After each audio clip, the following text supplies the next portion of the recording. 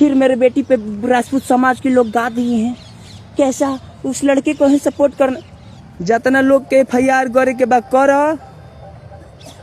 बिना सोचले कुछ नहीं की कैले फाड़ दे जा तरी हमरा के धके रोड जाम लगा दे जा। FIR रोड जाम, एक जना बाह कबार दिह हमार, एक जना नरेटिव खा दिह, 2-4 जना मिल के गोड़ कबार दिह, ठीक। बाकी हम तो लोग ना कुछ कहम। जितना समझदार आदमी बड़न जे जातिवाद ना जानत होई उनका ले एगो बात कहम कि भैया